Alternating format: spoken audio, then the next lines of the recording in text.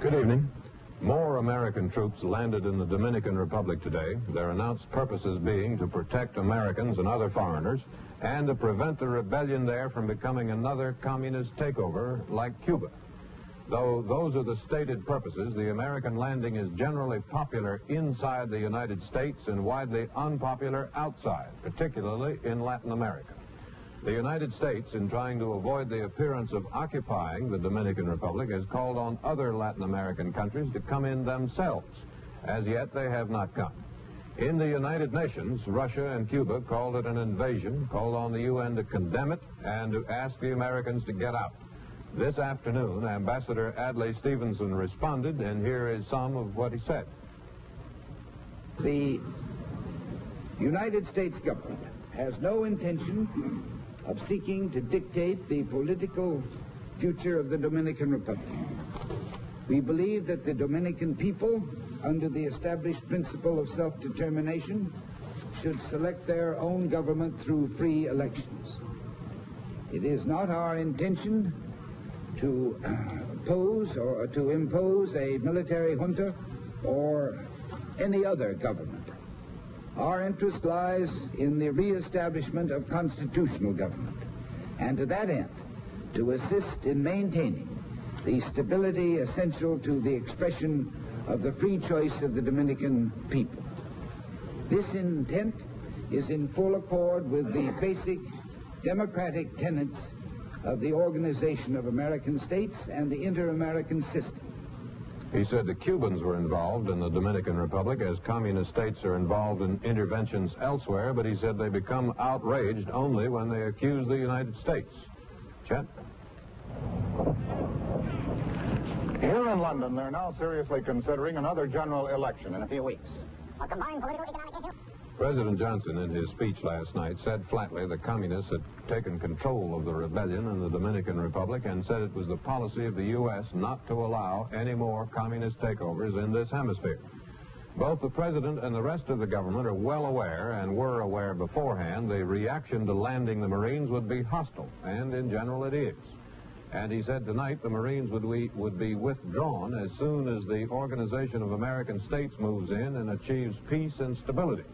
Well, the president didn't say this, but the O.A.S. tends not to move very quickly, and until it does, the Marines will stay. But faced with two choices, one, hostility and a bad press, or two, another Castro government in the Caribbean, the government chose the hostility and the bad press, since it will not last as long nor be as dangerous as another communist dictatorship. And the Latin American countries complaining about U.S. intervention complain much less loudly about Castro's intervention, as in Venezuela and Colombia. For a film report on what's been happening in the Dominican Republic, here is Edwin Newman. American military landed in the Dominican Republic today. President Johnson said tonight there would be 14,000 in sometime very soon.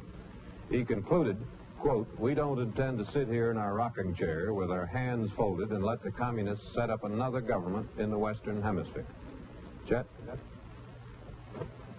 For the vacationer in Europe, This is when the theaters let out. The cabarets become dead. El Salvador, a short, violent earthquake killed 101 people and injured between 400 and 500. President Johnson issued a report tonight asking the steel industry and the union to agree on a new contract not inflationary and that does not increase the price of steel. He said that was essential to keep the economy stable. At the same time, he released a study of steel prices made by his Council of Economic Advisors.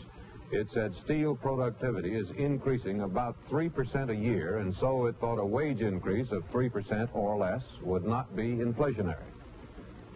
A member of the Ku Klux Klan went on trial today in Hayneville, Alabama, for the murder of Mrs. Viola Liuzzi, a housewife from Detroit. Here is our reporter, Charles Quinn. The trial is being held in a courthouse more than 130 years old. The Klan was well represented, Imperial Wizard Robert Shelton, and one of the Klan's top lawyers, Matt Murphy. The defendant is 21-year-old Collie Leroy Wilkins. The state's key witness is Gary Thomas Rowe, identified as an undercover agent for the FBI and a witness to the crime. Inside, Murphy moved at once to have the trial dismissed. In these pictures by NBC's Leo Hirschfield, He argued that the president's televised announcement of the Klan arrests last month had prejudiced the case. Judge T. Worth Thagard denied the motion. Wilkins sat impassively through it all. With him were the other two accused Klansmen, William Eaton and Eugene Thomas, who will be tried later. Between the day's legal maneuvering, Imperial Wizard Shelton held impromptu news conferences. When the selection of jurors began, one of them, C.E. Bender, admitted he was a Klansman. He and two others will probably be excused. Late this afternoon, they were still working on the jury. Charles Quinn, NBC News, reporting. A man named Louis Zemmel of Middlefield, Connecticut, wanted to visit Cuba, he said, to become a better informed citizen, but the State Department refused to validate his passport so he could go. He took it to court, saying the government had no right to restrict his travel. Today, the Supreme Court ruled it does. It was a 6-3 decision, the three dissenters being Black, Douglas, and Goldberg.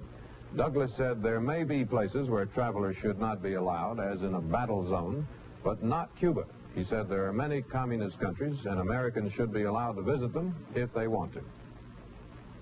On Wednesday, there will be a union election for control of 6,000 taxicab drivers in Chicago. The fight has been going on for years. Jimmy Hoffa of the Teamsters Union is personally involved. Floyd Calvert reports. Violence was commonplace in the Chicago Cab Drivers Union elections of 1961 and 62.